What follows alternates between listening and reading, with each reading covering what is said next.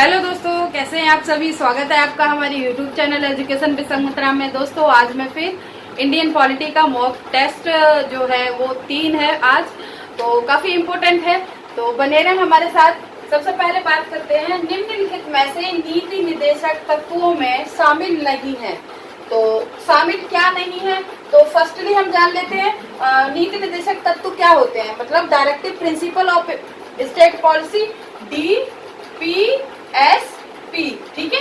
तो क्या है, directive principle of state policy, ठीक है। तो ये होते क्या है, तो दोस्तों ये इंडियन कॉन्स्टिट्यूशन में पार्ट फोर्थ,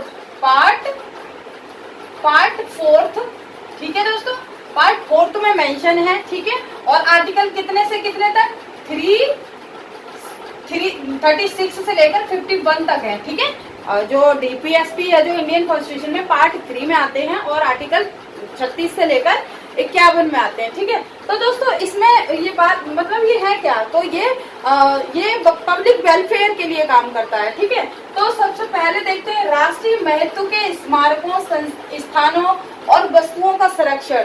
तो ये DPSP में है, तो आर्टिकल कितने में है ये दोस्तों, ये 49 में है, ठीक है। आर्टिकल 49 में है ये। और नेक्स्ट है अंतर्राष्ट्रीय शांति एवं सुरक्षा में अभिवृद्धि, ठीक है। तो ये आर्टिकल कितना है, आर्टिकल 51, ठीक है। मतलब इंटरनेशनल पीस को मेंटेन करता है। और नेक्स्ट है मद निषेधक हेतु प्रयास, यानी मद जो दवाई से रिलेटेड है, तो वो आर्टिकल कितना है, 47, ठीक है। आर्टिकल 47। तो और नेक्स्ट है संविधान, राष्ट्र ध्वज और राष्ट्रगान के आदर से संबंधित उपबंध। दोस्तों ये DPSP में नहीं है, ठीक है दोस्तों। तो हमारा आंसर जो है वो यही है, मतलब ये संविधान, राष्ट्रीय सुरक्षा, राष्ट्रीय राष्ट्र ध्वज और राष्ट्रगान के से आदर से संबंधित उपबंध, तो ये इसमें नहीं है। ये क्या है, ये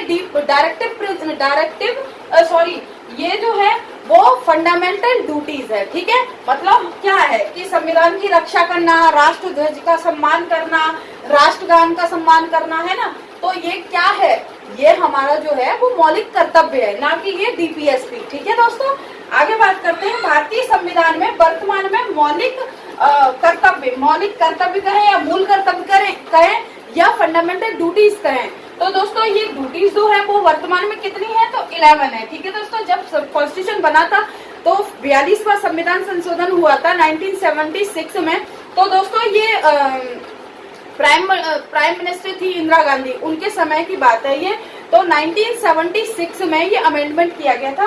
तो किसकी अनुशंसा पर, तो सरदार स्वर्ण सिंह कमेटी के अनुशंसा पर इसमें तब 10 थे मौलिक कर्तव्य जो है, और अब जो है वर्तमान में अब कितने हैं, तो 11 है, ठीक है दोस्तों। तो 11वां जो फंडामेंटल ड्यूटीज जो है 11वीं, वो पेरेंट्स का कर्तव्य है कि अपने बच्चों का लालन पालन करे अच्छे से, है ना, और उनको शिक्षा दें, यानी प्राइमरी एजुकेशन से संबंधित उसका उपबंध किया गया है, ठीक है दोस्तों। आगे बात करते हैं, भारत की प्रभुता, एकता और अखंडता की रक्षा करें और उसे अशून्य बनाए रखना, है ना। तो ये उपबंध किस में कहा गया है, ये किस में कहा गया है, क्या संविधान में कहा गया है, नहीं दोस्तों। क्या DPSP में कहा गया है, DPSP में भी नहीं कहा गया है। फंडामेंटल राइट्स में कहा गया है, उसमें भी नहीं कहा गया दोस्तों। ये फंडामेंटल ड्यूटीज में कहा गया है, ठीक है दोस्तों। किस में कहा गया है, तो ये फंडामेंटल ड्यूटीज में कहा गया है। क्या कहा गया है कि भारत की प्रभुता, है ना, जो सॉवरेनिटी है, और एकता यानी यूनिटी है, अखंडता है ना, उसकी रक्षा करना, है ना। तो ये किसमें है, मतलब प्रत्येक नागरिक का कर्तव्य है कि उसकी एकता और अखंडता को बनाए रखना, है ना, और इंटरनेशनल पीस को स्थापित करना। तो ये फंडामेंटल ड्यूटीज में, ठीक है। तो आगे बात करते हैं, भारतीय संविधान के अंतर्गत निम्नलिखित में से कौन सा मूल कर्तव्य नहीं है, मतलब फंडामेंटल ड्यूटीज कौन सी नहीं है ये बताना है आपको, ठीक है। तो ऑप्शन देखते हैं, वैज्ञानिक प्रवृत्ति विकसित करना, नेक्स्ट है लोक चुनाव में मतदान करना, सार्वजनिक संपत्ति की रक्षा करना, संविधान के प्रति निष्ठावान रहना और उसके आदर्शों का सम्मान करना। तो इसमें फंडामेंटल ड्यूटीज मतलब एक नागरिक होने के नाते उसका कर्तव्य क्या नहीं है। देखिए, वैज्ञानिक प्रवृत्ति का है ना, वैज्ञानिक प्रवृत्ति को विकसित करना, ये तो है, ये तो प्रत्येक नागरिक का कर्तव्य है।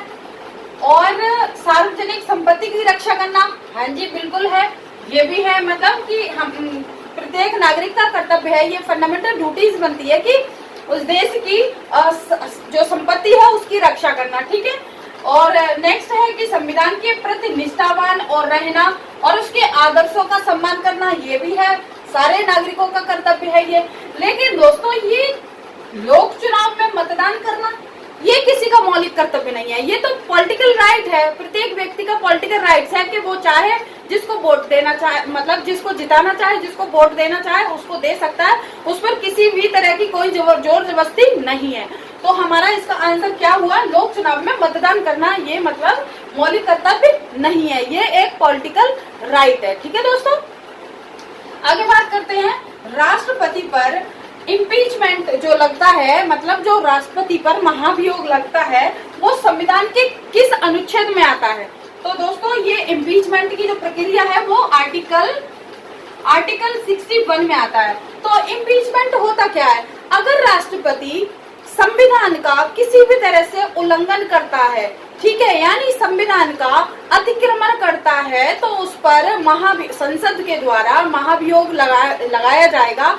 तो जो मतलब महाभियोग लगाने के बाद उसको पद से हटा दिया जाएगा, ठीक है। तो ये किस अनुच्छेद में है, 61 में आता है, ठीक है दोस्तों। आगे बात करते हैं राज्य के मुख्यमंत्री, है ना, जो राज्य का मुख्यमंत्री होता है उसका चुनाव जो होता है वो किसके द्वारा किया जाता है। तो दोस्तों ये आर्टिकल है 164, ठीक है, आर्टिकल 164।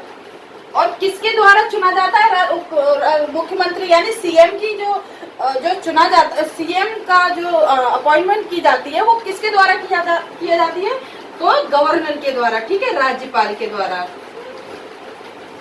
ठीक है दोस्तों। तो ये राज्यपाल के द्वारा चुना जाता है। और दोस्तों आर्टिकल कितना है, 164 के तहत राज्यपाल जो राज्य का यानी राज्य का प्रथम नागरिक जो होता है वो राज्यपाल कहलाता है, ठीक है। तो राज्यपाल के द्वारा ही मुख्यमंत्री की नियुक्ति किया जाता है, ठीक है दोस्तों। तो ये था कुछ इम्पोर्टेंट क्वेश्चन का कलेक्शन। आई होप सेशन पसंद आया होगा दोस्तों। ये पैंडेमिक कंडीशन चल रही है तो आई होप आप लोग घर में रहें, सुरक्षित रहें, सेफ रहें, अपनों का ख्याल रखें और हमारे चैनल को लाइक करें, शेयर करें, सब्सक्राइब करें। Thank you so much for watching.